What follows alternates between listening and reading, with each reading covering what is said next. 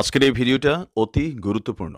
দেখা মাত্র প্রত্যেকটা বাংলাদেশী নাগরিক এটা ভিডিওটা শেয়ার করে দিবেন, কারণ আমি যে তথ্যগুলো দিচ্ছি আজ আমরা আলোচনা করব এখন যে বিষয়টি নিয়ে, সেটি হলো গতকাল সকালে প্রায় 2.5 ঘন্টা ব্যাপী যে বৈঠক হয়েছে, 2.5 ঘন্টা নয়, প্রায় 2 ঘন্টা ব্যাপী যে বৈঠক হয়েছে সেনা প্রধানের সঙ্গে তার সেনার অফিসারদের, সেই যে দরবার, সেই দরবারে কি বিষয় আলোচনা হলো এবং কি বার্তা গেল, কার উদ্দেশ্যে বার্তা গেল, এই বিষয়টি নিয়ে গতকাল আমি বলেছি যে এই আলোচনা হওয়ার কথা ছিল, এই দরবার বসার কথা ছিল মঙ্গলবার, কিন্তু মঙ্গলবার সেই দরবার বসেনি।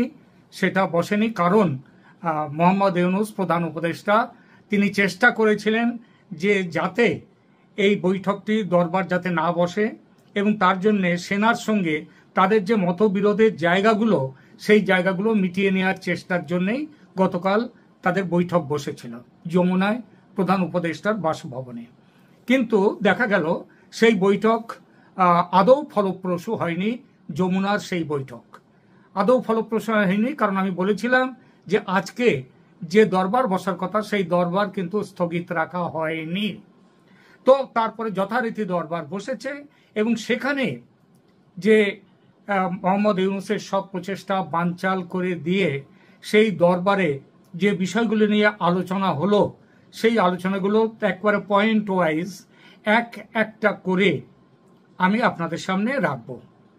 স্বাগত ভাষণ বা যেটাকে বলা হয় ইনাগুরাল স্পিচ, ভাষণের শুরু করা হয় যেটা দিয়ে, সেটা দিয়েছিলেন আর্মি চিফ তিনি, এবং এই ব্যাপারে তারপরে প্রায় 30 মিনিট এই ব্যাপারটি নিয়ে আলোচনা, তার এই স্বাগত ভাষণের যে ইনাগুরাল অংশ সেইটা চলে।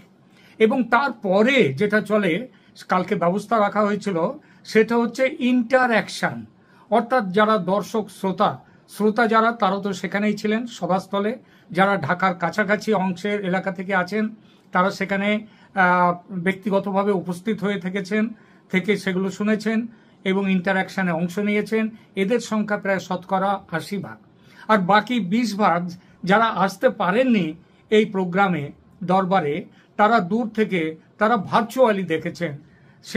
সেখান থেকে তারা তাদের বক্তব্য পেশ করেছেন, প্রশ্ন রেখেছেন সবাই সেনাপ্রধানের কাছে, এবং সেনাপ্রধান এবং অন্য অফিসাররাও তার সঙ্গে, আর যে উচ্চপদস্থ অফিসাররা যারা ছিলেন তারাও তার মধ্যে বক্তব্য রেখেছেন, সওয়াল জবাব হয়েছে।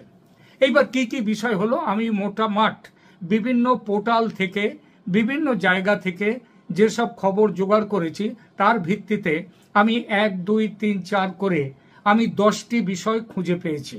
সিদ্ধান্ত, বিষয় বলবো না, বলবো 10টি সিদ্ধান্ত আমি দেখতে পেয়েছি। আপনাদের সামনে এক এক করে সেই সিদ্ধান্তগুলো বলবো।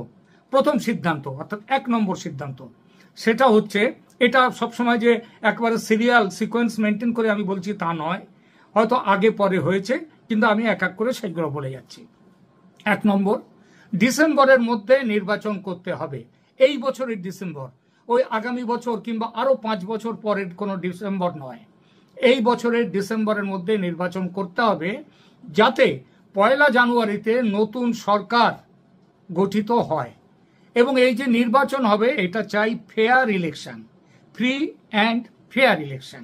মনে রাখবেন, এই একটা শব্দবন্ধ আছে বাংলাদেশে নির্বাচনের ব্যাপারে, free, fair and inclusive election. হ্যাঁ, তো এখানে ইনক্লুসিভ ইলেকশন কথাটি কালকে গতকালকের যে সেনাপ্রধানের বৈঠকে তিনি ব্যবহার করেননি। তিনি বলেছেন ফ্রি অ্যান্ড ফেয়ার ইলেকশন, অর্থাৎ আওয়ামী লীগকে নিয়ে নির্বাচন করতে হবে, ঠিক এই কথাটি কিন্তু বলেননি, এবং সেনাপ্রধান বলেননি।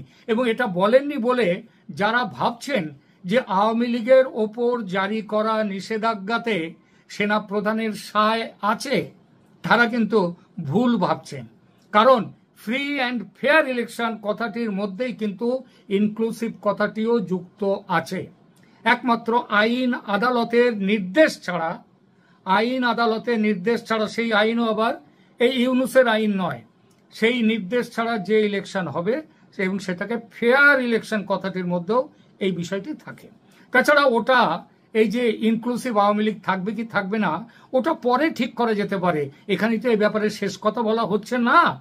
সুতরাং আসল কথা হলো যে ভঙ্গি ও যে ভাষায় ওয়াকারুজ্জামান নির্বাচনের চূড়ান্ত সময় এবং নতুন সরকার গঠনের যে চূড়ান্ত দিন ঘোষণা করে দিয়েছেন, সেটা ইউনূস অ্যান্ড কোম্পানির স্বপ্ন ভঙ্গ করার পক্ষে যথেষ্ট। এবং তাদের বুকের ধুকফুকুনি যে এই কথাটির ফলে বেড়ে যাবে এবং বেড়ে গেছে ইতিমধ্যে, তার প্রমাণ নিয়ে তা কিন্তু পাওয়া যাচ্ছে। দ্বিতীয় দু নম্বর বিষয় হলো কোনো রকম করিডর বাংলাদেশের ওপর দিয়ে কাউকে দেয়া যাবে না, তা সে মানবিক করিডর হোক বা অন্য যে কোনো করিডর হোক।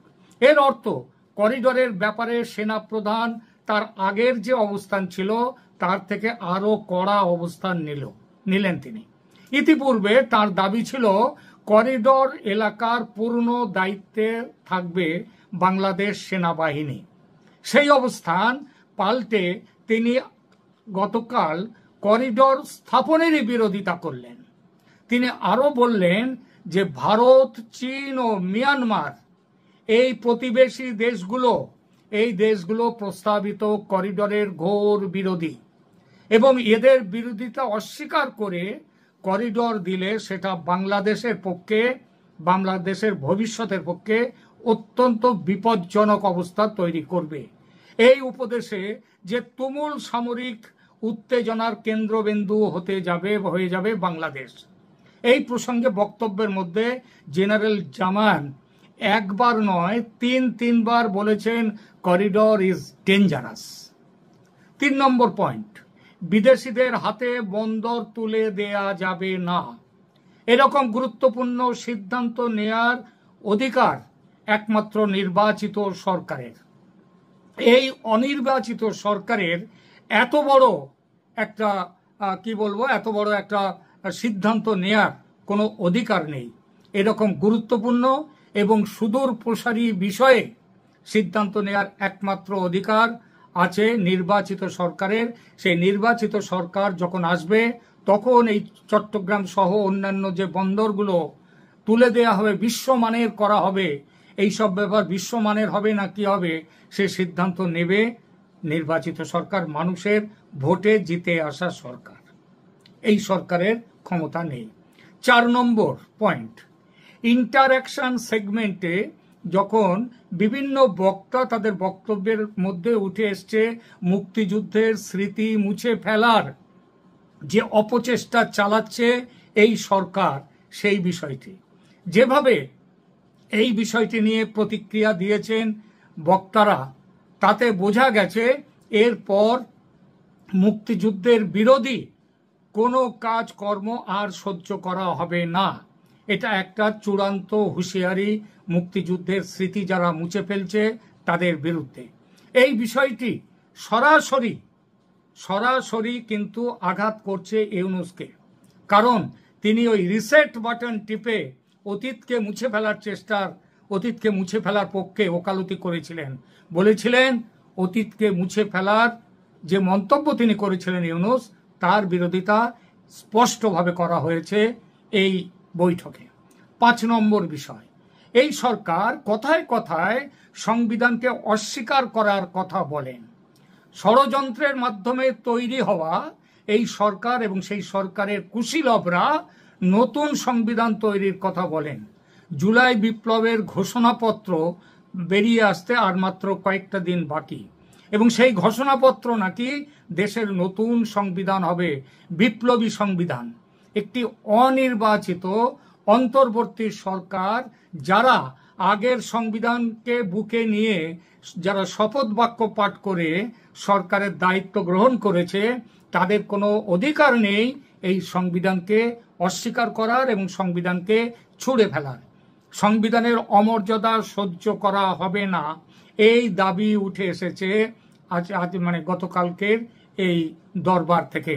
সংবিধান তাদের মতে সংবিধান সংশোধনের অধিকার অবশ্যই আছে সংসদের, তবে সে সংসদ তৈরি হবে জনগণের নির্বাচিত ভোটের মাধ্যমে।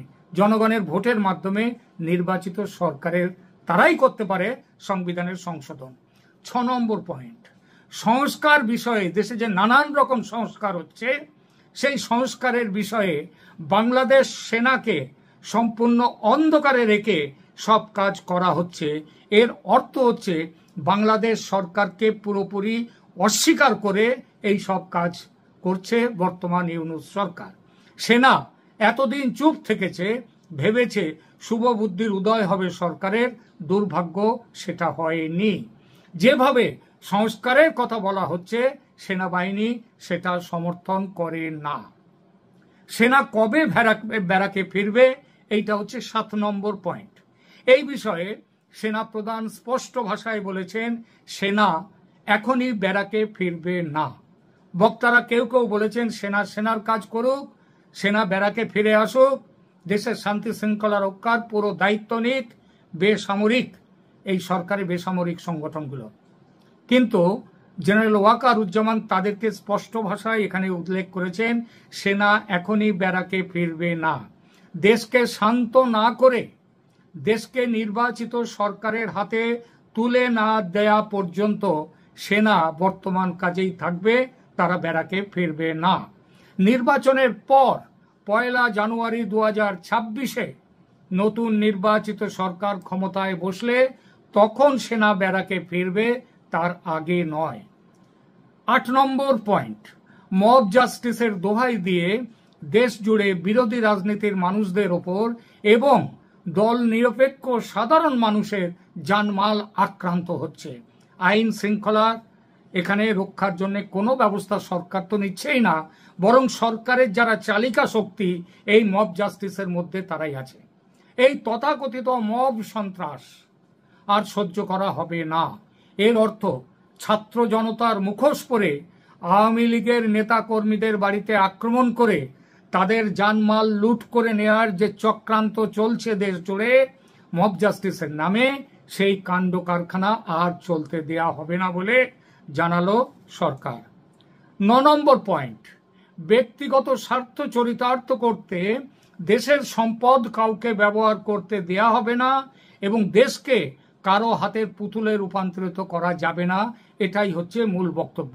এই অভিযোগের তীর সরাসরি নিক্ষেপ করা হয়েছে প্রধানত দুজনের বিরুদ্ধে, এক প্রধান উপদেষ্টা মোহাম্মদ ইউনূস এবং 2 নম্বর জাতীয় নিরাপত্তা উপদেষ্টা বা national security advisor Khalilur Rahman, এদের দুজনকে লক্ষ্য করে।